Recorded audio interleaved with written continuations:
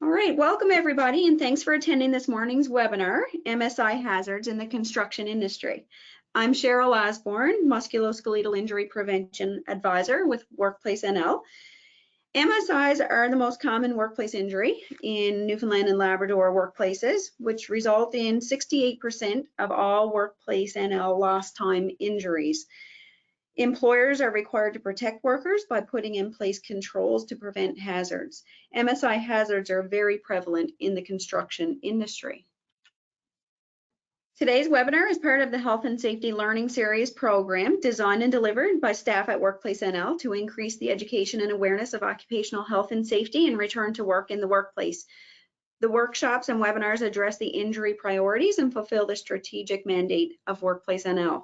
Today's webinar is part of the learning series. Serving approximately 215,000 workers and 18,000 employers, WorkplaceNL administers an employer-funded, no-fault insurance system that promotes safe and healthy workplaces, provides return-to-work programs, and offers compensation to injured workers and their dependents. WorkplaceNL has 3 lines of business: education on the prevention of workplace injuries, illnesses, and occupational diseases, claims management for injured workers, as well as employer assessments or insurance coverage. A few housekeeping items. In the handouts section, you'll find a PDF copy of the presentation this morning to download and save for future reference. I encourage asking questions, and I will respond to your questions at the end. And if we did happen to run out of time, I'll answer your questions in a follow-up email. At the end of the webinar, you're going to receive an evaluation. I encourage you to complete the evaluation as it helps us to develop better and more meaningful webinars. You can also include any topics of interest that you'd like to see us present on a webinar on in the future. And lastly, at every 30-minute interval, we're going to take a micro break where I'm going to ask you to stand up out of your chair or maybe sit down if you've been stood for a while in a standing position, or to just move around and get the blood flowing again. Have a change in posture because it'll get the blood flowing back and do your body good. Keep you more comfortable and alert. All right, so moving into the webinar, I just had a question for you, and it is, what do you want to take from today's webinar? What is one thing that you would like to take away from the webinar today? Something you'd like to learn? Controls for MSI in construction. Good. So we're going to talk about some specific controls in construction. And of course, there's so many different types of work in construction, so it'd be impossible to cover them all. But we will talk about some quite specific controls in the construction industry today. And the hazards in construction. Great. Thanks. And those 2 pieces are certainly what today's webinar is all about. So the topics for today is musculoskeletal injuries and what they are, and the common MSIs in the construction industry, the MSI risk factors, and I'll tie them into the construction industry as well, and then followed by the risk assessment process, and we're going to look at some specific controls there. Our province sets aside a week each September to raise awareness about the impact of these injuries in the workplace and to find practical solutions for prevention among workplace parties. So it's called Move Well, Work Well Week, and it happens to be this week. Move Well, Work Well reminds us that when we move often, rather than being sedentary or staying in one position for too long or having one body part in one position for too long, and when we move well, using good body mechanics, keeping our back in a neutral posture, having a nice upright spine, straight neck, it results in us being well and working well. We're productive, we're comfortable, healthy, and our risk for MSI is reduced. Essentially, when we move well, we work well. So this week is intended for workplaces to dedicate time towards education and training on how to prevent repetitive strain and overexertion injuries. For more information on Move Well, Work Well, you can visit the Move Well, Work Well page on WorkplaceNL's website. As well, we have an employer feedback survey on our website where you have a chance to win a prize, enter into a prize draw. by simply very quickly telling us some feedback on how you're marking the week and how WorkplaceNL can help you plan your next campaign. For example, maybe you're looking for a specific resource or a specific type of service that you would like brought into your workplace. So your feedback will be very helpful in helping WorkplaceNL plan next year's campaign.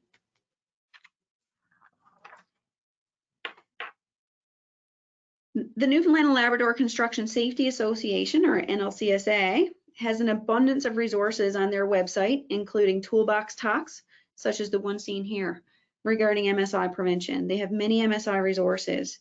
They've got several MSI hazards and control info sheets for various construction jobs like drywalling, plumbing, for painters, carpenters, general laborers, and more. It would be great to use these types of resources during Move Well, Work Well Week to educate your workplace parties. This year, NLCSA's Safety Stand Down is all about MSI prevention, and it is taking place on September 23rd. So please visit their website for more information.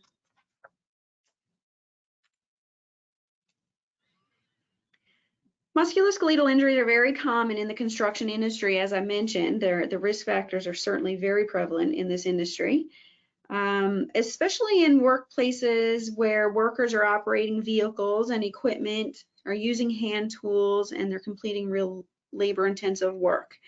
If these MSI hazards or ergonomic hazards are not controlled in the workplace, the likelihood of developing a musculoskeletal injury increases for workers.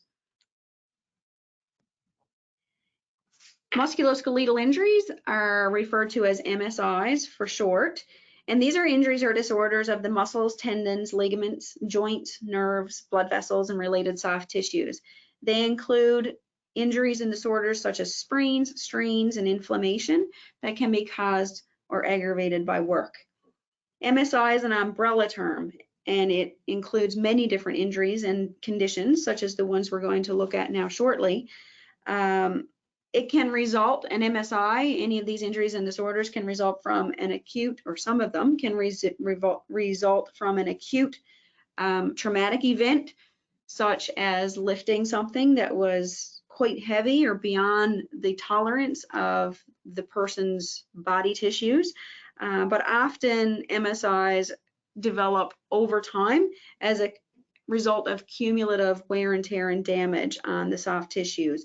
And an example there would be carpal tunnel syndrome, which is a disorder that's quite prevalent in the construction industry. That would be the result of things like repeated bending of your wrist, holding your tools or materials tightly, constantly pressing your wrist against a hard object. These are some of the ways that you can develop carpal tunnel syndrome. There's many different signs and symptoms for MSIs, and they can range from minor discomfort to severe pain. And just like how MSIs can develop acutely or over time, the signs and symptoms present either immediately or they progressively develop over time and worsen over time. General signs and symptoms commonly reported include pain, aches, tenderness, soreness, or discomfort that persists day to day or interferes with activities of work and daily living, weakness, tightness, stiffness, redness and swelling, which are signs of inflammation, reduced range of motion about a body part or joint, numbness, shooting and burning sensations, and a general feeling of fatigue. Some disorders fit established diagnostic criteria, such as carpal tunnel syndrome or tendinitis. Other musculoskeletal disorders and injuries may be manifested by non-specific pain. Some transient discomfort can be a normal consequence of work, but discomfort that persists from day to day or interferes with activities of work or daily living should not be considered an acceptable outcome of work. Like an alarm system, these signs and symptoms are our body's way of telling us something is wrong, that there's something irritating the body part affected. Workers can't ignore these symptoms and hope that they go away on their own with no intervention, because the likelihood of that happening is very low if we don't address what's causing the symptoms in the first place. It's important workers be educated about the signs and symptoms of MSI so they can recognize early when one may be developing. And it's not only important that they be educated about it, it is a legislative responsibility of employers to educate their workers on the risk factors, on the signs and symptoms, and the potential health effects of them. Some MSIs, such as those caused by repetitive motions, develop slowly. They occur after weeks, months, or years of overusing muscles, tendons, nerves, and joints. The symptoms progress in stages. So as an example, for stage 1, that's the early or acute stage, there's ache or feelings of tiredness at work about an area of the body, some muscle tiredness. The symptoms disappear though when we go home, shortly after we go home. At that point, the potential damage is reversible if dealt with promptly.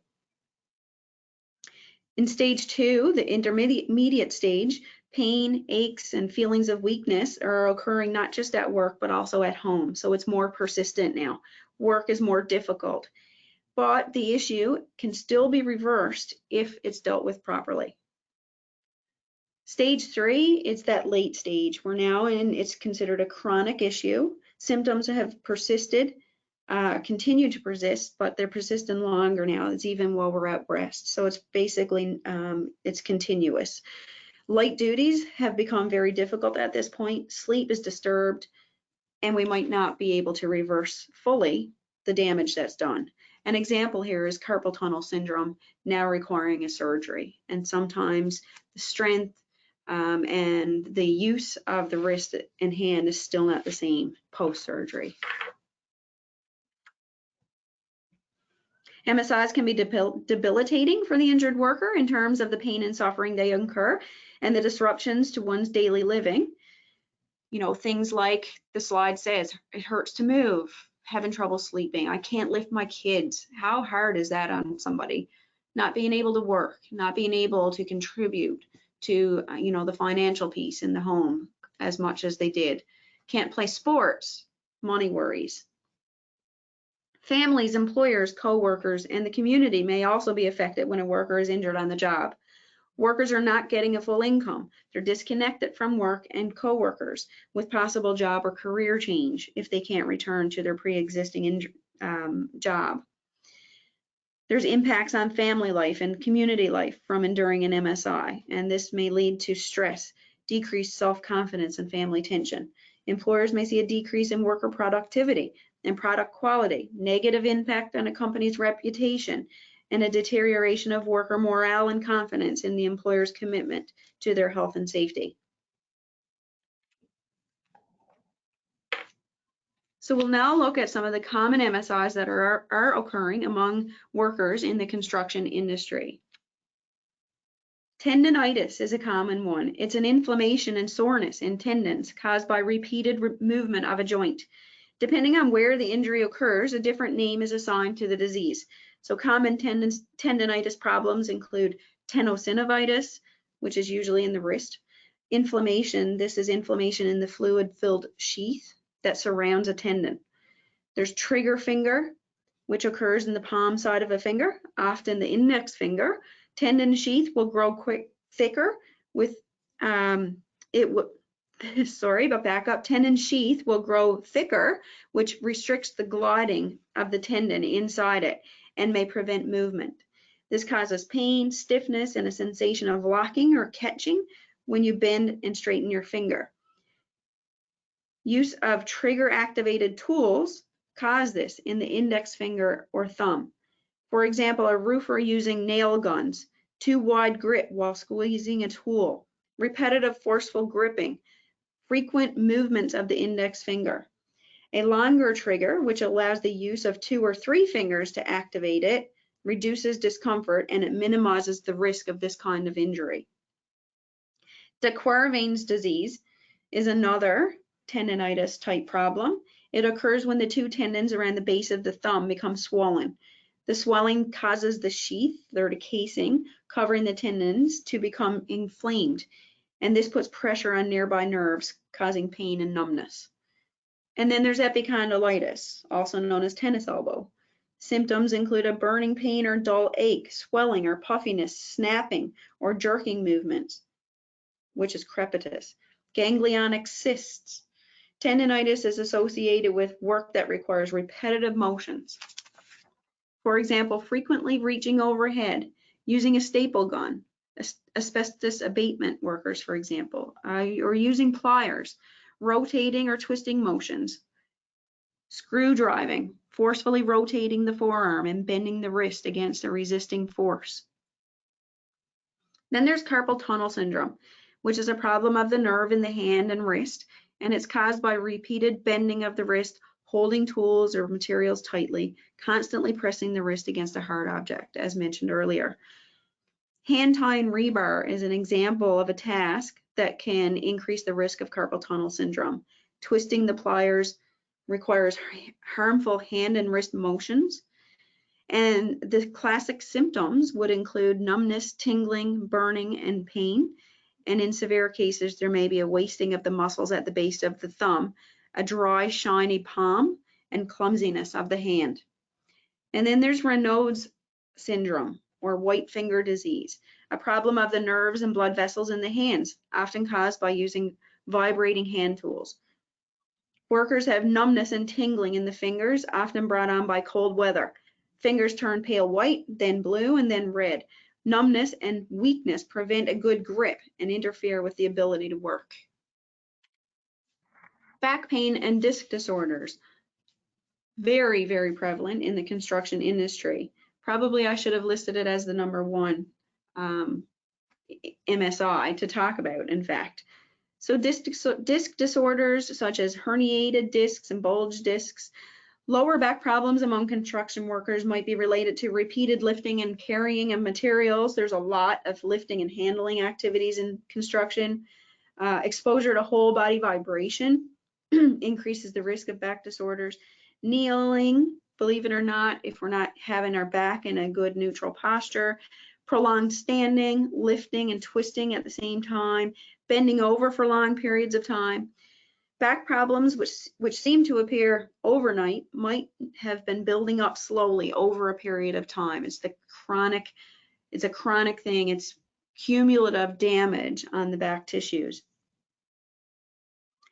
Shoulder and neck strains. Prolonged or repeated awkward postures can cause shoulder and neck strains. Things like lifting your arms, having your arms away from your body to work, having them forward or off to the side, neck bending and rotating. Thoracic outlet syndrome, a problem resulting from reduced blood flow in the shoulder and arm, is caused by overhead work or carrying heavy items in the hands with the arms straight down. And then there's bursitis, which is another inflammation. It's an inflammation of the bursa, or the fluid-filled sacs that are found in your body, in several different areas in your body, to reduce friction.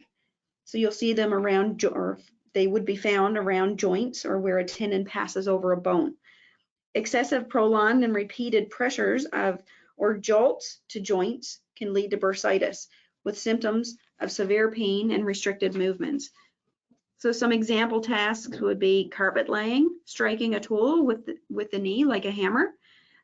Repeated kneeling for floor work can cause injury and swelling to the bursa in the knee area as well. So a carpenter kneeling on the ground to construct forms. And repeated overhead lifting or reaching upwards can cause bursitis in the shoulder. These next couple pictures come from WorkplaceNL's injury hotspots. Construction laborers are among the occupations in our province that are having the highest numbers of lost time claims, and certainly lost time musculoskeletal injuries as well. The back is the most common body area that general laborers in construction injure. This is often due to frequent bending over and bending down, picking up materials, lifting and carrying things like wood materials, planks, plywood, heavy garbage bags, etc., etc., etc. Injuries to the hands, fingers, and hands and fingers more so as well, like some of the things I just talked about. And we have carpenters. Again, number one part of the body being the back that's injured. Bending over while cutting and nailing materials, for example, working in tight places, repeated heavy lifting and carrying of metal forms, shoring materials, steel, wood materials, wall frames, scaffold frames, planks. And we have heavy equipment operators. Once again, the back. With heavy equipment operators, you have sustained sitting, which can be a risk factor for back injuries because the tissues get worn out and strained over time, but often is the result of poor posture when we're sitting. It's a bit of a combination of awkward sitting posture as well as the sustained activity of sitting that can cause back issues. Unsupported foot or the seat is just not at a proper design, not a proper fit for the worker.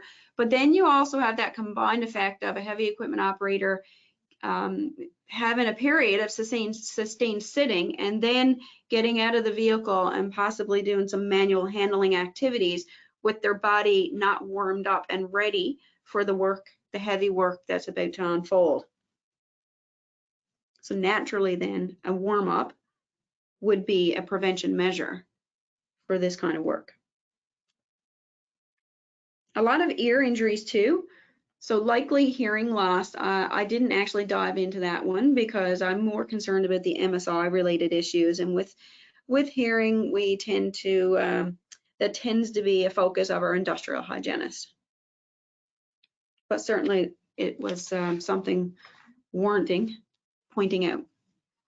Truck drivers, back injuries as well. So again, that sustained posture and possibly awkward postures too.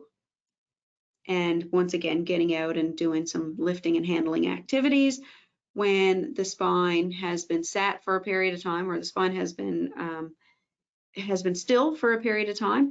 And I should just, I guess, elaborate on that a little bit. What happens when our spine is relaxed in that sitting posture for a period of time is that the ligaments start to relax.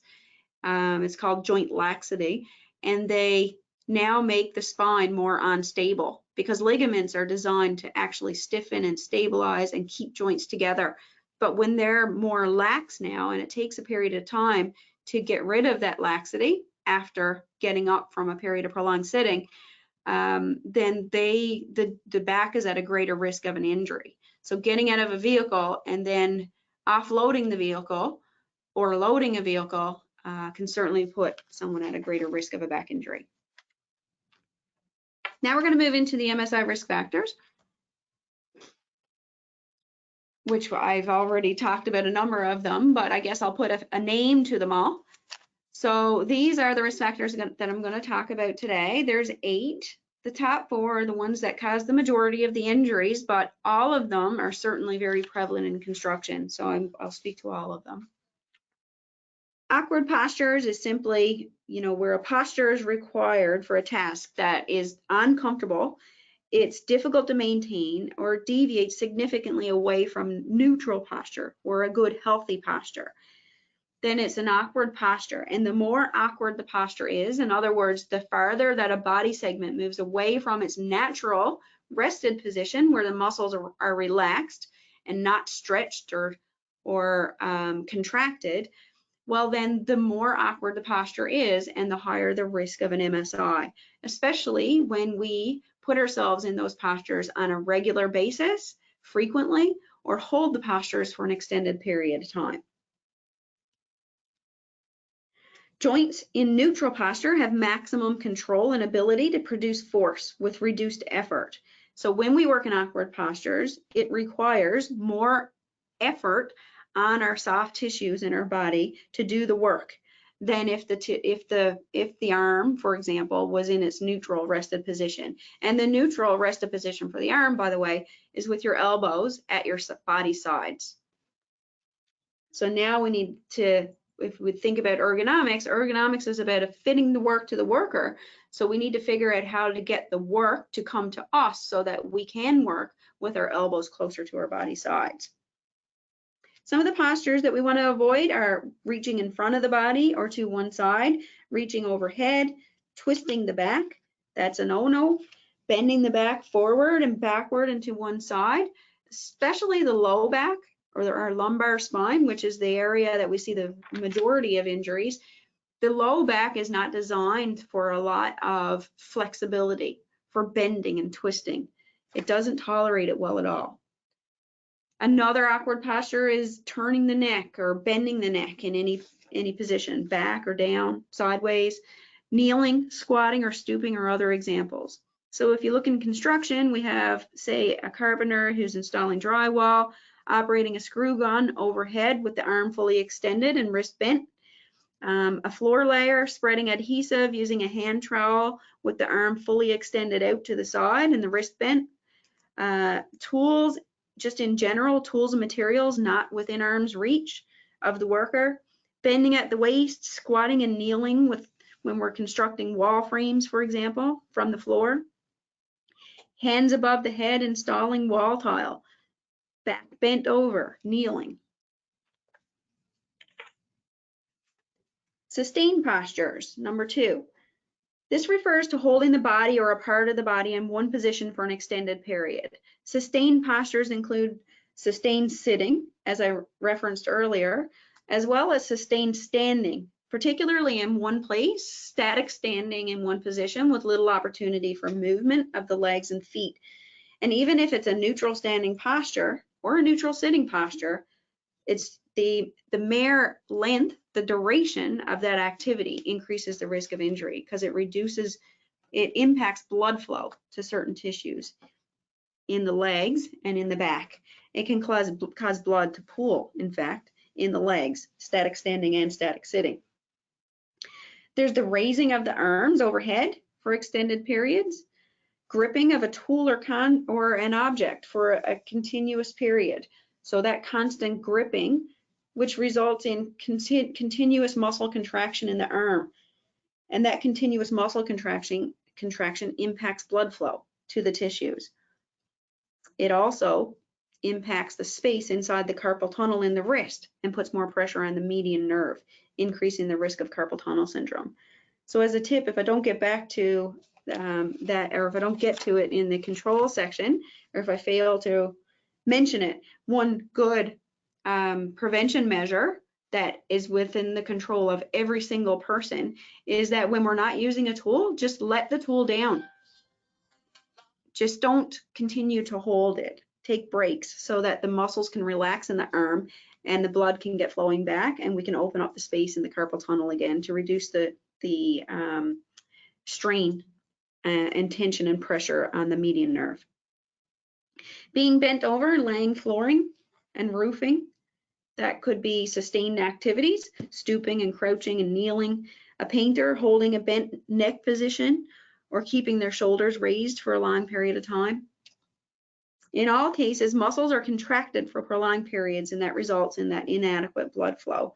And the inadequate blood flow, the reason why that matters is that blood sends oxygen and fuel and nutrients to the muscles, and the blood flow out of the muscle allows the waste products to get expelled.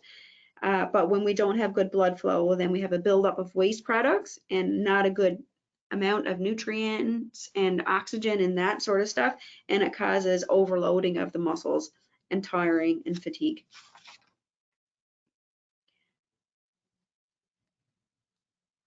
When we're using hand tools, we tend to have a lot of static muscle contractions happening in the neck and shoulder regions. So another reason why it's important to just let our tools down when we're not using them. If you look at the plow operator here, of course, sustained posture is a big concern for these workers in the winter months. I think back to Snowmageddon. I mean, hours and hours and hours a day plowing roads. If you think about that, and overtime hours too, right? Not just their standard work hours. If you think about it, really, if you get down to the bottom of it, are employers encouraging health and wellness and conditioning of their workers? Is there a health and wellness program for workers? Do they understand the importance of exercise and nutrition and fatigue management? And do they see the effect that smoking has on the body? from an MSI perspective and rehabilitation perspective and so on and so forth. Are workers encouraged to take regular micro breaks to jump out of the vehicle and move their legs, get the blood flowing back to their legs to reduce the blood pooling? Are they taking their regular breaks, or are they just trying to get the job done as fast as possible?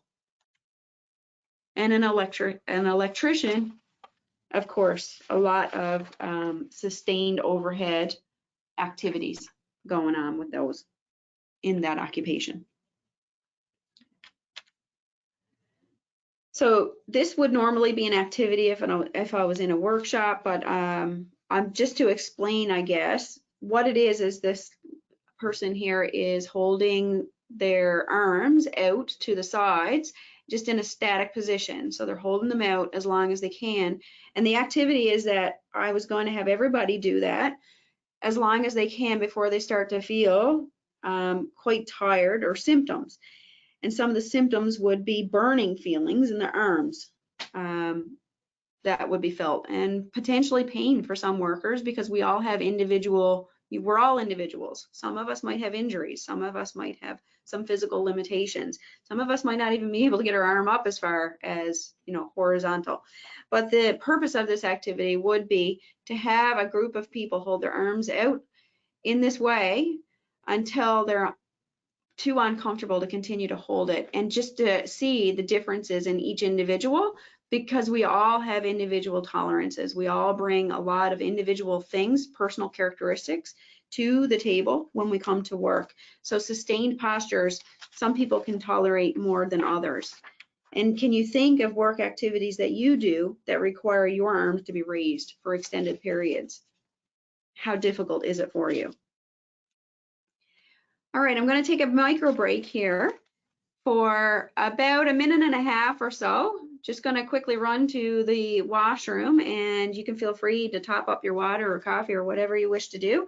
But in any case, please get out of your chair and get some movement in your body. So we've talked about awkward postures and sustained postures, and now we're going to move on to forceful exertions. And we tend to think about lifting and handling activities when we talk about forceful exertions as those large muscles of the body that are exerting a lot of force or effort. And this certainly is a concern in construction industry, but we also have to not forget about the smaller muscles in the body, like in our hands and arms and fingers that are being used quite often.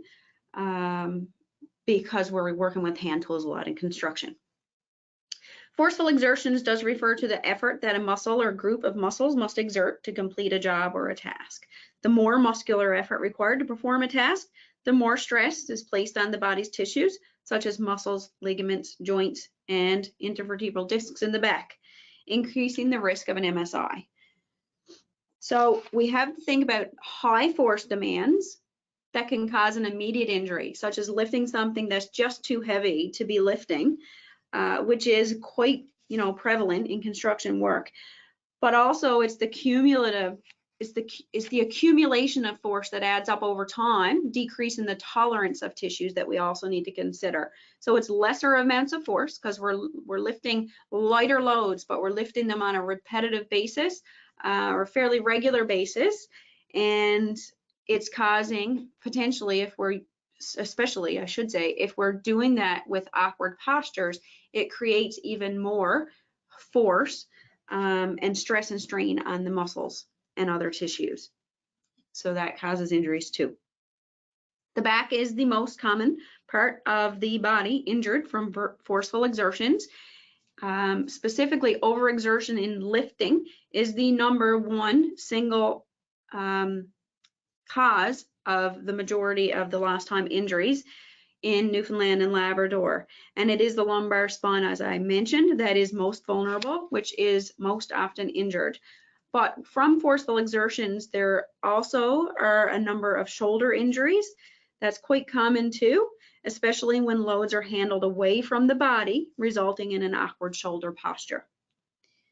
So some examples of forceful exertions are lifting heavy weights such as cement bags or masonry blocks manually with no equipment aid, no mechanical handling aids, For a carpenter drywalling, high hand forces to grip a utility knife with a dull blade to cut drywall. So that's the smaller hand forces, smaller muscles now.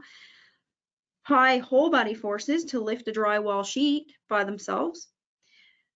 Floor layers, lifting boxes of tile, maybe 50-pound boxes of tile from floor level on a repetitive basis. Sheet metal workers, high hand forces gripping snips to cut thick gauge metal. The image here is someone,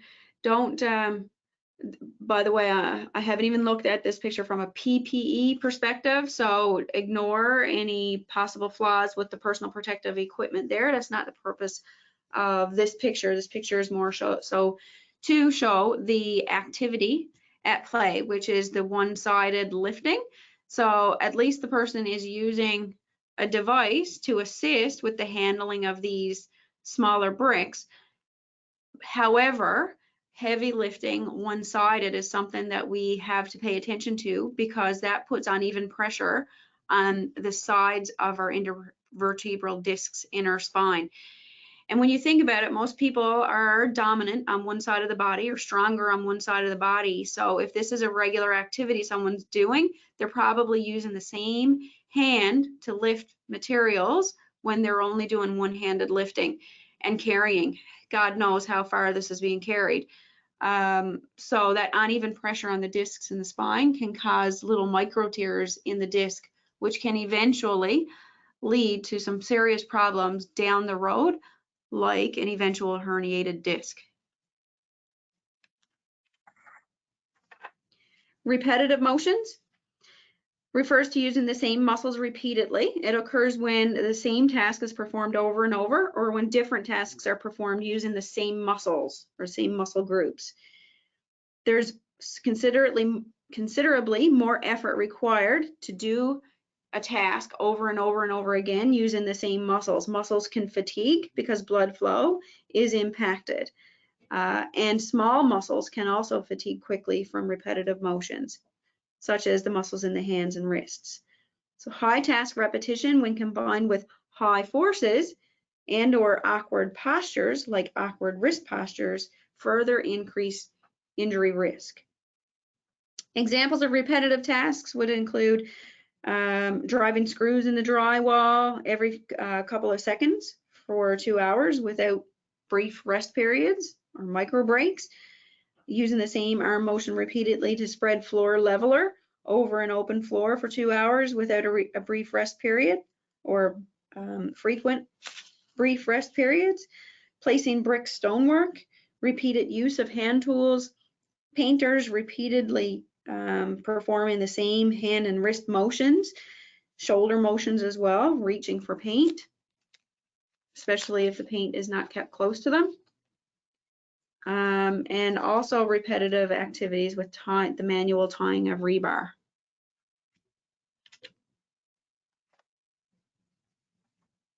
And I should just mention as well that the info sheets that the NLCSA has on their website has lots and lots of examples of all of these risk factors. So they have charts for each type of job. For example, a general laborer, they have a chart with the task and then the hazard and risks associated with it from an MSI perspective, and then potential controls for those risks. So I highly recommend you refer to those information sheets. Okay, now we have local contact stresses. So when pressure from an object is pushed on the soft tissues of the body, then it's considered contact stress. It could be a tool handle, for example, that's digging into the hand. Pressing the body or part of the body against a hard or sharp edge can result in placing too much pressure on nerves, tendons, and blood vessels. For example, a carpenter drywalling and repeatedly using their palm to hit the blunt edge of a metal stud into place is at risk of developing an MSI. Same goes for a sheet metal worker who repeatedly uses their palm to hit or assemble metal pieces together, or a floor layer who kneels on concrete without wearing good quality knee pads, or kicks with the knee to stretch carpet. Holding a tool with a handle that contains ridges in the handle that dig into the sides of the fingers is another example. Usually it's a poor fit. The handle is not the right size for the person's hand. And when we have ridges on a handle that's not the right size for a worker's hand, then we're setting ourselves up for sure for contact stress. Vibration. Tools are heavy machines that repeatedly shake, send forces through the body. Workers who use vibrating tools, machinery, or equipment where vibration has not been controlled may put themselves at risk for MSIs. Stretched ligaments, decreased muscle strength, and restricted blood flow are some of the effects on the body. There's two types of work-related vibration, segmental vibration, as well as whole body vibration. This occurs when only a body segment, segmental vibration, occurs when only a body segment is shaken. So the hand and arm, for example, when operating a plate tamper or a concrete vibrator. This type of exposure typically occurs in the hand and arms, but it could occur in the feet as well, though less common. Handheld power tools are a typical cause for exposure to vibration. Vibrating hand tools can cause the worker to use more force and awkward postures because they're harder to control. Exposure to too much vibration can result in the worker losing feeling in their hands and arms. As a result, the worker may misjudge the amount of force needed to control the tool and resultantly use too much force. Some MSIs around vibration exposure. The most common is vibration-induced white finger.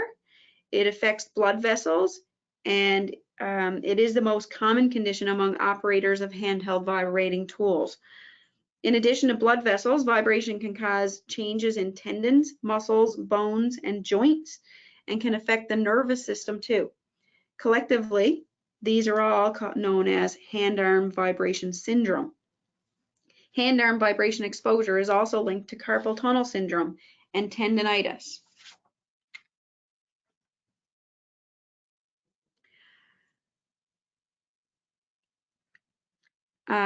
So if we look back at the carpenter again, using a concrete saw to cut into the floor for more than 2 hours in a shift, operating a floor layer, operating a walk-behind electric floor scraper that shakes the hands and arms, sheet metal worker operating a handheld hammer drill for a long period of time without breaks. So with vibration, whether it's whole body or body segmental or segmental vibration, the magnitude of the vibration and the frequency and duration of exposure to these tools certainly impact the level of risk of MSIs. Oops. These are some of the sources of vibration, grinders, needle guns, sanders, jackhammers, bench grinders, oscillating tools, chainsaws. There's lots and lots used in the construction industry. So problems from segmental vibration are most likely to occur when contact with a vibrating tool or work process is a regular and significant part of a worker's job. The risk of conditions such as Raynaud's syndrome from powered hand tools is increased if you're also exposed to the cold, because you use a much tighter grip on a tool when your hand is cold. It's important to assess the task to determine the level of vibration exposure to workers. In the table displayed from WorkSafe BC, which is the Workers' Compensation Board in British Columbia, the right-hand column shows the vibration value that will protect nearly all workers for a given daily exposure time. And there's instructions in their Worksheet B, MSI Risk Factor Assessment tool, on how to measure vibration levels. So you could just do a search, WorkSafe BC, MSI Risk Factor Assessment, and you'll find this tool with the instructions. As well, ACGIH has some threshold limit values for exposure to both segmental and whole body vibration. They also provide some examples of other controls besides limiting the magnitude of vibration of the tool, purchasing tools with lighter vibration magnitude. Whole body vibration is vibration that shakes the whole body. Vibration enters the body through a seat or the feet, typically, and issues are most common with vehicle operators who drive off-road or over rough surfaces. Injuries aren't restricted to seated workers such as drivers, but might be also experienced by workers performing standing operations, such as standing on a concrete crushing machine. Some of the effects of prolonged exposure include disorders in the lumbar spine, hernias, digestive problems, and urinary problems. Whole body vibration exposure can contribute to back pain and decreased performance in workers. There's an increased risk of low back injury if a worker is exposed to whole body vibration, in addition to an awkward back posture. So a worker, for example, in the picture here, on the bottom right, the forklift worker who's twisting his spine to reverse drive, vibration transmits more readily through the spine when the spine is twisted. So it does increase the level of risk of MSI, of back injuries in particular, when we have that awkward twisting posture with vibration exposure. All right, so with whole body vibration, just like segmental vibration, the risk of MSI is greater when vibration magnitudes are high, exposure is long in duration, frequent, and regular, and when the vibration includes severe shocks or jolts to the body. Some workers are particularly sensitive to risks from whole body vibration. These include young workers whose muscles and bones are still developing, workers with neck or back problems, workers who have recently undergone any form of surgery, and those with internal or external prosthetic devices, which excludes dentures, as well as pregnant workers. Pregnant workers and those who have recently given birth should avoid work that is likely to involve uncomfortable levels of whole body vibration, especially where the abdomen is exposed to shocks and jolts.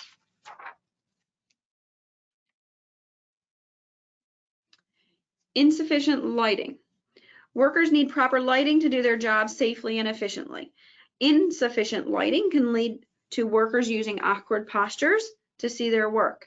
An example is a painter who's working painting a room and there's shadows cast on the walls.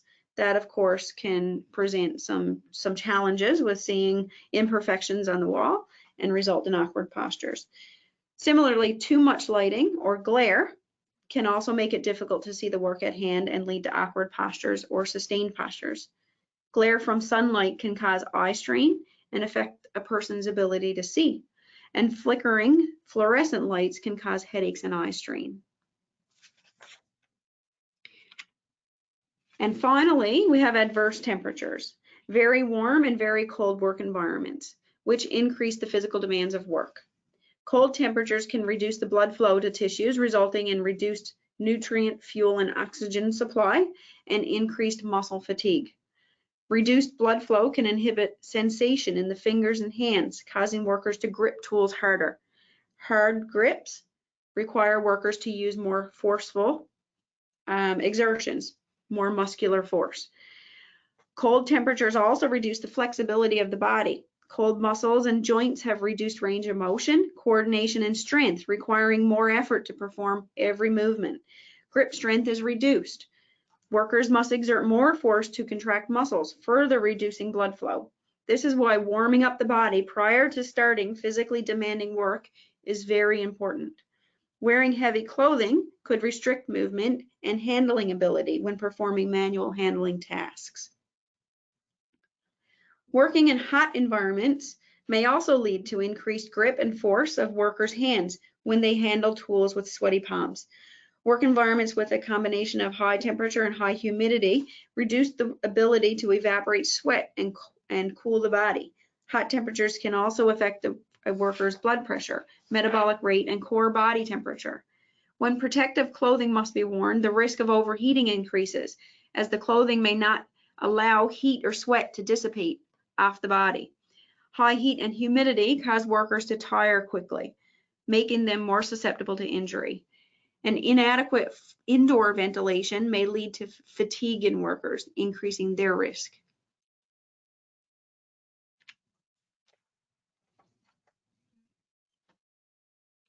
All right, so now we're going to move on to the risk assessment piece, which is the last component of today's webinar. Preventing MSIs need to be a key part of every workplace occupational health and safety program. In safe and healthy workplaces, employers identify and assess job-related MSI hazards. They put in place controls to reduce workers' exposure to MSI hazards. They advise and train workers about MSI hazards in their job and workplace. They encourage workers to participate in their workplace's health and safety program through early reporting of MSI signs and symptoms or concerns to their employer or supervisor. Their supervisor would be their first point of contact, or an occupational health and safety committee or representative designate. And we follow up to ensure preventative measures are working. So it looks like this. We often call it hazard rec or hazard recognition, evaluation, and control. The best way to manage risk is through having that systematic process of recognizing and evaluating hazards and evaluating and controlling risk. So it's called hazard recognition, evaluation, and control. And it has a 4-step process, and we're going to go through each now, one by one. So the first step is that we want to recognize the hazards. So the hazards are those, those factors that we just talked about. It's trying to spot them in the workplace. So some ways that we can identify MSI potential hazards in the workplace, or identify the risk factors anyhow, is by reviewing hazard reports or concerns made by workers of poor working conditions or work being too difficult. Using ergonomics related hazard checklists, like for example, that vibration assessment tool that I just showed you back a couple of slides ago. We can conduct workplace inspections and observe processes and tasks being done. We can observe for awkward postures taking place and forceful exertions and repetitive motions and sustained activities, for vibration, contact stress, etc. We can be looking at the tools used. What are the vibration levels? What's the size of the tool in relation to the worker? Is it a left-handed tool or a right-handed tool, or can either left-handed or right-handed users use it properly? So assessing the tools, observing workers doing their tasks with the equipment provided to them. There's also industry codes of practice and best practices. Again, NLCSA has a lot of information on their website with best practices to prevent MSIs. Information about previous injuries and illnesses. So looking at incidents reports and hazard investigations or work incident investigations might tell you where some hazards might be present. Think about what tasks are uncomfortable or difficult to perform, because those are the ones where certainly MSI risk factors will be present. So we're cycling back to the MSI risk factors we talked about earlier under workplace there, those 8. And when we're identifying hazards with those, that's what we need to be keeping in mind, is looking for these. And we're looking at the job, the task, the environment the workers are working in to determine if any of these risk factors are present. And we also want to be aware that we all bring personal characteristics to the table, as I mentioned, that could impact our risk of MSI. So for example, our age, as we age, unfortunately, there's a lot of physical and cognitive changes that come with it. And one of the physical changes is that our muscle strength starts to decline. And this is certainly very individual. It's not, it's not that it's age 40 for every single individual. It's definitely, it varies, but it's something to keep in mind when we are assessing risk to workers, that if we have an aging workforce, that muscle strength does decline. So maybe we can be providing more mechanical handling equipment for workers to reduce the manual handling of loads. So any physical limitations a worker might have, they might have an injury or a medical condition that has presented them with physical limitations. Their physical fitness and conditioning may be poor. Maybe they're not trained well, or they don't have a lot of experience. Their attitude has a factor to play. You know, are they going to wear the knee pads that you've provided or the shoulder pad you've provided? So that plays a role, and it's important that we monitor and encourage the use of these kinds of devices. Gender as well. So I spoke about pregnancy and the fact that more controls might need to be put in place for workers working around vibration or with exposure to vibration. And also, if you think about a pregnant worker who's in the later part of pregnancy, they aren't, for manual handling tasks, they would not be as able to get a load very close to their body, just because of obviously naturally having a larger belly because they were growing a human being. So gender might play a role too, and the size of person, so their horizontal reach distance, the height of the worker. So there's lots of factors that can have an influence on our level of risk of MSI. So that's our next micro break signal. My timer went off. We're going to take, again, another minute and a half now or so, and come back to look at risk evaluation. Thanks. Okay, we're going to move into step 4 of the hazard recognition, evaluation, and control process, which is evaluating risk. Once you've identified that there are risk factors present or potential hazards present, we then need to perform a risk assessment to determine the extent of impact of the hazards and the relative risk of MSI to the workers. So risk describes the odds that an MSI hazard will cause harm. Risk takes into account the severity of a potential MSI, as well as the probability of an MSI occurring as a result of exposure to the hazard. And when we're determining the severity and probability of an MSI, we must consider the magnitude of the risk factor. So let's take awkward postures as an example.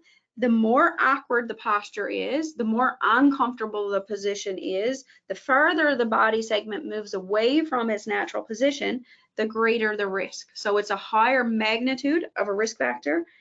So that plays a role in the severity and probability of an MSI occurring, as well as the duration of exposure to the risk factor. Increased duration naturally equals increased risk, and the frequency of exposure impacts the risk level. So each of the factors listed on the slide influence the magnitude of a hazard and the duration and frequency of exposure to the hazards. The way work is organized, for example, having a lack of task variety. A worker is assigned to do the same thing or just a couple of things all day long, day in, day out. Workplace design and conditions. For example, there's a lack of mechanical handling equipment for the workers, and therefore they're doing a lot of manual handling. Or there's inappropriate working heights and reaches for the worker. Job demands and control. Tight timelines or tight deadlines to meet. For example, the winter is approaching, or there's a storm coming on and we need to get certain things done before that point in time.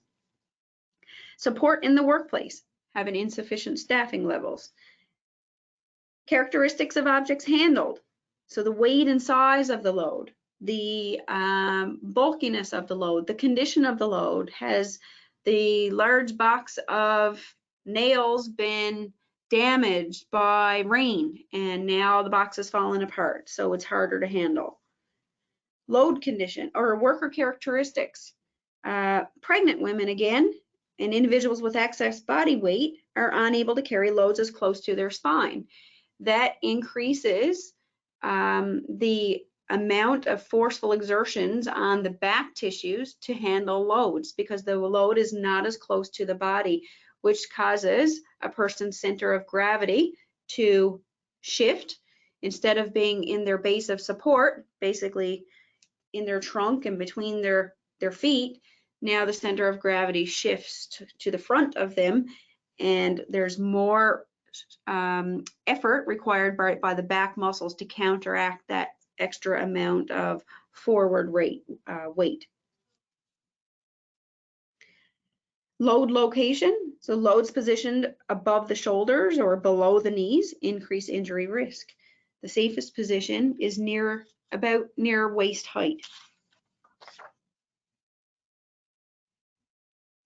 Now you've evaluated the level of risk and you need to implement controls. So based on the evaluation, if you've evaluated a couple of different tasks and you've seen a different level of risk for each of those tasks, naturally, the task with the highest risk is the one that you're going to prioritize to implement controls first. So if a hazard, first and foremost, a hazard should be eliminated. But that's not always possible. So then we try to reduce the hazard to the lowest possible level. And typically this means minimizing the duration, magnitude, and the frequency of exposure to the relevant hazard. As a general rule, hazards for tasks which are performed most of the time should be considered first. The selection of controls is based on the method that provides the most protection to workers. Employers are required to apply the hierarchy of controls as depicted, and this control is used for all health and safety hazards. So of course, we're trying to eliminate the hazard first where possible by planning to prevent. Plan in the job design stage. Provide mechanical handling equipment, for example, so the worker doesn't have to get into the work situation and do the manual handling activity. We know we can't eliminate all manual handling in construction. That's virtually impossible. But if we can try to control the very heavy manual handling, that certainly reduces the stress on the tissues of the person's body.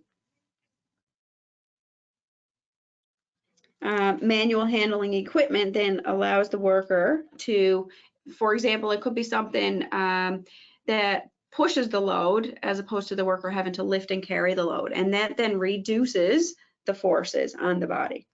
But in this case, we're talking about elimination. So an example really here would be a backhoe, for example, replacing manual shoveling. You could substitute the hazard if elimination is not possible. So that's the next line. Maybe you can replace one or substitute one process or piece of equipment with another. For example, replacing a right-handed tool with a left-handed one if you have a left-handed worker. Change a vehicle seat to a more supportive one or one with improved vibration dampening. Engineering controls are the physical changes made to the work area or equipment or tools or materials to improve the fit of the job to the worker. So a lighter or better fitting hand tool, using wheel casters or carts or dollies to help carry and move materials. That's the example I mentioned earlier. So you're now pushing or pulling or sliding materials as opposed to lifting and carrying. So it's reducing the force demands. And then we have administrative controls, which generally deal with reorganizing how the work is performed. For example, rotating workers through jobs to decrease the time spent on repetitive tasks, modifying work schedules to reduce the frequency or duration of exposure, working in extreme heat and cold, for example, maybe rescheduling to a time when it's not so hot, not so cold, providing rest breaks and micro breaks to reduce fatigue and return blood flow to working muscles, having additional workers performing heavy tasks, having adequate staffing in the first place, developing and implementing written safe work practices and procedures and training your workers in them. And then there's PPE, which stands for personal protective equipment. And this type of control should only be used to supplement other controls, such as engineering and administrative controls, and it shouldn't substitute them. Some examples of PPE would be vibration absorbing gloves, high quality knee pads for floor level work, footwear with shock absorbing soles or insoles for working on rough or hard surfaces such as metal grates and concrete. Often the best approach to control risk is to implement a combination of engineering and administrative controls and sometimes some personal protective equipment as well, especially when you're looking at vibration. So ergonomics is about designing tasks and tools and work processes to fit workers and not the other way around. It results in workers who are comfortable, productive, and healthy. MSI prevention requires the implementation of ergonomics principles. The field of ergonomics can be summarized into a series of 9 principles, which are depicted on the slide, the next few slides here. And we're going to go through each of these one by one with some examples. Oops. All right, so the first of the 9 principles of ergonomics is to work in neutral postures. So things like having a neutral back posture, being able to maintain the natural S-shaped curve of the spine, being able to, most importantly, maintain the curve in the low back, the visible curve in your low back. We should be maintaining that shape as much as possible when we do our work activities. Typically, that involves having our tools and equipment set up so that they're within easy reach and we're working at good heights and that sort of thing. But it also involves a little bit of understanding of proper body mechanics on the part of the worker. So being able to engage your core, just tightening, firming up your core muscles, the muscles around your trunk and your bum area, to be able to have some tightness, because that helps to brace your spine. It helps to protect your spine by locking your lumbar curve in the natural shape. So a little bit of firmness, just a little bit, just a slight amount that allows you to be able to still breathe normally. Just that little bit of tightness helps to maintain the natural curvature in your low back and take some stress and strain off of your back. Being able to work in that upright posture, having your elbows close to your body most of the time, keeping your neck in an upright posture most of the time with your ears over your shoulders. These are the things we want to try to achieve. So a simple solution, in the picture here, this iron worker uses a tool that automatically ties rebar with a pull of a trigger. The extended handle lets him work while standing upright, and there's no leaning, kneeling, stooping, or hand twisting necessary, or certainly it's dramatically reduced. Using a bit extension shaft for drills and screw guns for overhead work, so you can hold the tool below your shoulder and closer to your waist. Add a 2x4 to the top of a sawhorse to raise the work just a little bit more to the appropriate level, because an inch is worth a mile when it comes to reducing ergonomic risks. When you're laying masonry blocks, adjust scaffolding to position the bricks so that they're about 1 meter high for the worker. Design the bend in the tool to prevent twisting and bending of the wrist, and this also prevents the use of excessive force. Keep everything within easy reach. Arrange the work area to limit the amount of reach and twisting required. Work with the elbows fairly close to the body as often as possible. Walk around to the other side to finish sawing, for example, in this picture. Use a tool belt to keep items nearby. Work at proper heights. The height of your work surface can affect your ability to work in neutral posture. And the height of your work will be different depending on what you're working at.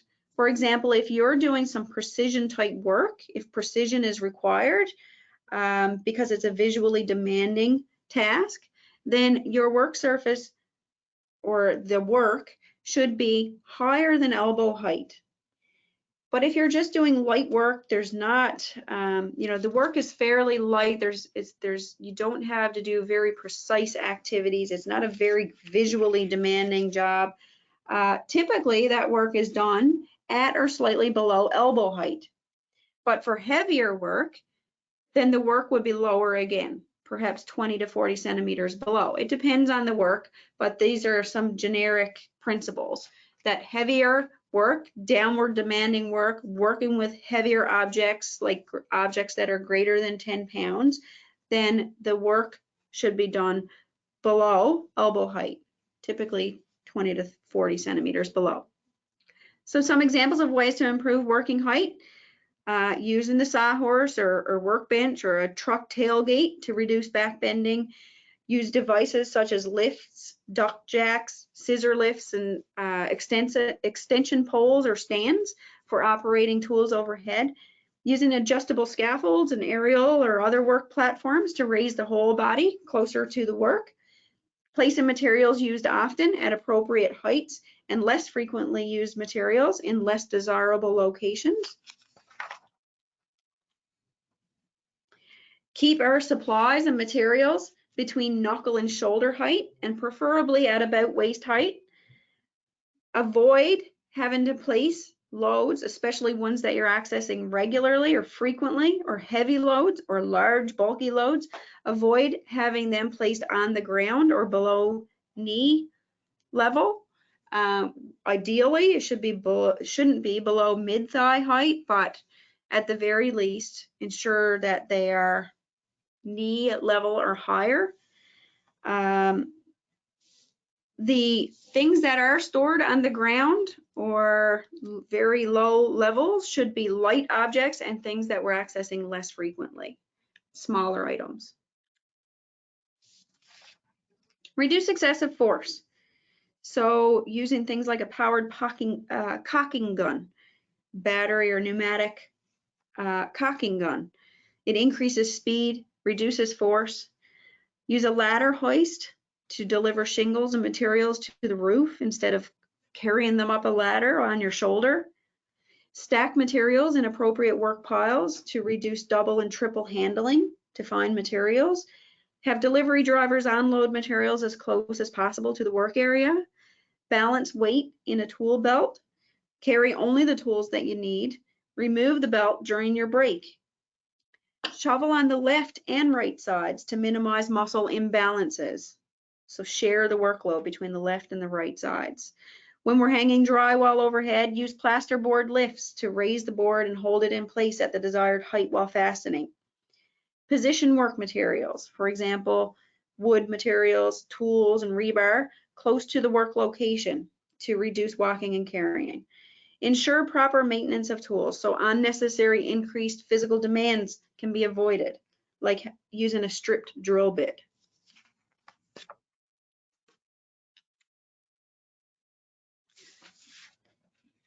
Reduce excessive motions, so repetitive motions, by using automated powered tools.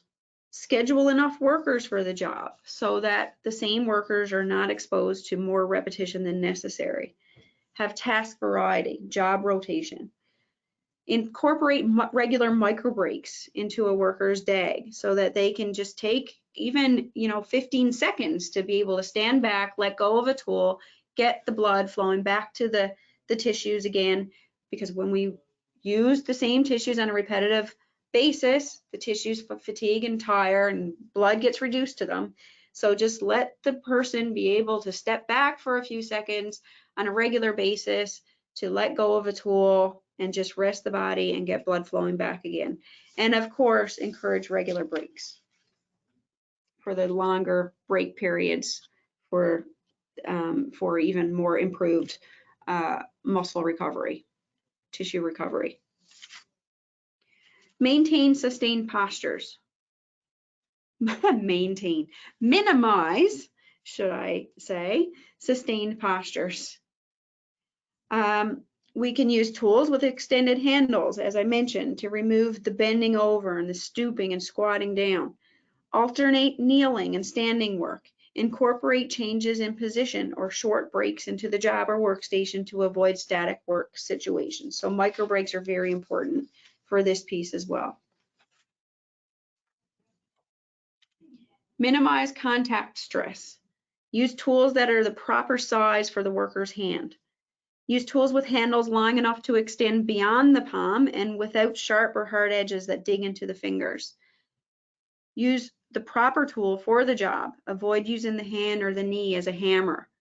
Use knee pads, good quality knee pads or padded surface for floor work or ground level work. Use shoulder pads when we can't avoid having to lift loads on our shoulder to prevent shoulder bursitis. And move, exercise, and stretch. Warm up the body. That's very, very important for physically demanding work. When we warm up the body, we're preparing the muscles, the tissues for the physical demands that are about to unfold. So it gets the blood flowing more quickly through the body. It's feeding the muscles with the oxygen and fuel and the nutrients that are needed. It helps to improve muscle coordination and balance. It's preparing the muscles for the work at hand. And this is a very, very important control measure for physically demanding work. I'll speak to that for just a moment to say that static stretching is different from dynamic stretching or exercises. We want to make sure that when we are warming up the body to prepare for physically demanding work, which is what's the case in construction, we want to be doing dynamic exercises, exercises that involve movement of the body. So joint rotations, for example, shoulder circles, doing circles with your arms in both directions, forward and backward circles. You could do the same thing with your hip joints, ankle circles as well in both directions. There's lots of different exercises, dynamic exercises we could do. We could do squats, we can do lunges, and those are actually two really great dynamic exercises to prepare for manual handling activities because they're warming up the tissues you're using if you're going to use good body mechanics to get down to lower levels to handle loads. So warming up those tissues are very important, and squats and lunges are good exercises for warm-ups. We want to maintain a comfortable environment, work environment. So here we're looking at things like cold stress, heat stress, vibration, lighting. So for when we're working in cold environments, making sure we're dressing in warm layers, ensuring an outer layer that is wind resistant, wearing insulated waterproof boots, footwear, cover all exposed skin, stay dry, including taking steps to prevent excessive sweating. Keep active, maintain a work-rest ratio or schedule that includes breaks in a warm area that's protected from drafts. Consider rescheduling outdoor work if it's extremely cold. Similarly, on hot days, wearing light, loose-fitted clothing, taking more frequent rest breaks as well, drinking cold beverages, one that don't involve caffeine or, of course, alcohol. Allowing flexibility to permit less physically demanding activities during peak temperature periods, providing shades, fans, and other ventilation systems. And for vibration, a couple of examples there would be using anti-vibration tools. So tools are designed or mounted in ways that help reduce the vibration level. Examples are anti-vibration pneumatic chipping hammers or pavement breakers, vibration damped pneumatic riveting guns. Use anti-vibration gloves. Follow safe work practices such as take and rest periods to avoid continuous exposure to vibration. Resting the tool on the workpiece whenever practical. Choosing not to use faulty tools. Maintaining tools properly. For whole body vibration, limiting as well the time that's spent in the source of vibration, so limiting the time spent on a vibrating surface, mechanically isolating the vibrating source or surface to reduce exposure, ensuring that equipment is well maintained and avoid excessive vibration, install vibration dampening seats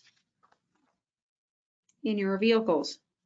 And for lighting, positioning lights to ensure that all floor areas are evenly lit.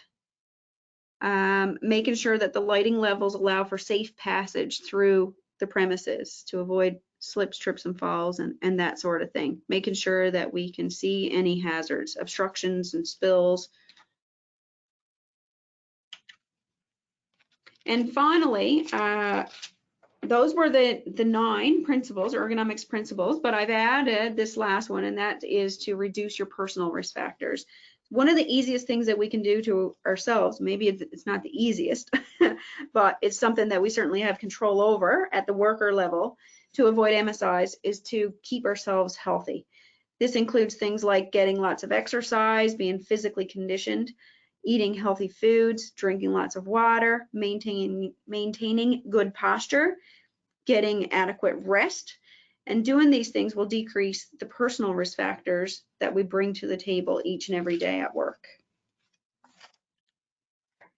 And finally, the last step of the hazard recognition, evaluation, and control process is to monitor the controls and evaluate them.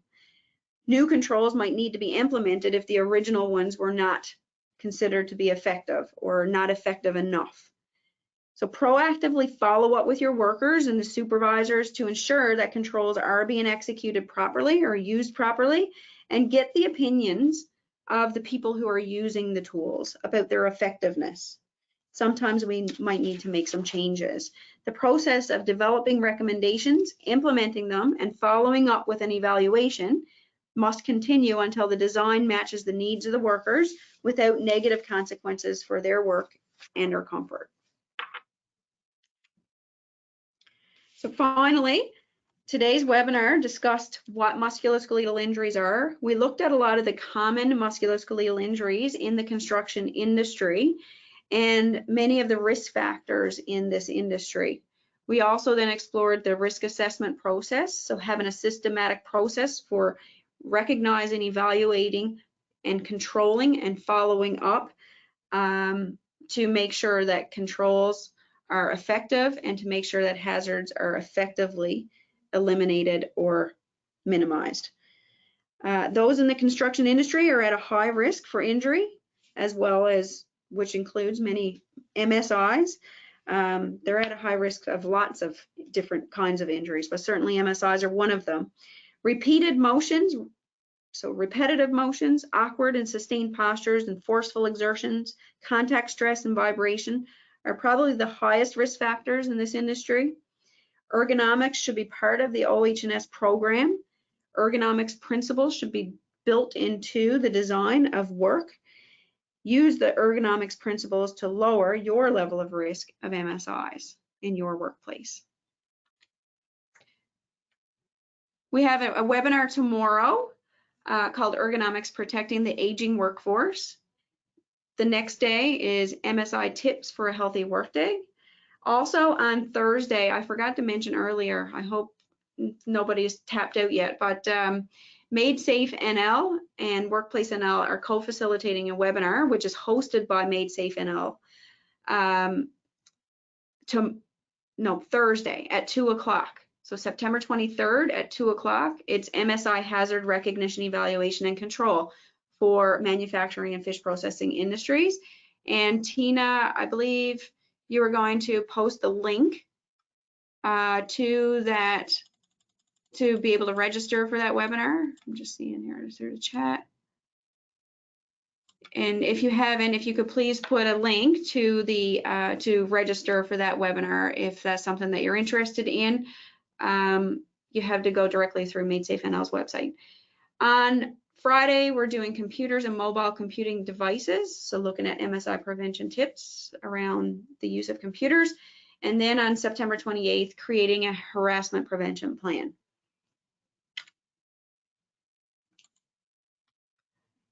To subscribe to our newsletter, to receive information on upcoming webinars, click View All Events on the bottom of the main page of our website, and then click here to subscribe. And that clues it up. If you could please, I appreciate if you complete the evaluation form that Tina's about to send out to you. Thank you so much for participating today. Good luck with the rest of your Move Well, Work Well Week campaigns for those of you who are participating in Move Well, Work Well Week. And if you're participating in this webinar today, this may be one of the ways that you are marking the week. So thanks for that. This is how you can reach me. There are no questions. Once again, thanks for participating and stay tuned for the rest of our webinars. Enjoy your day.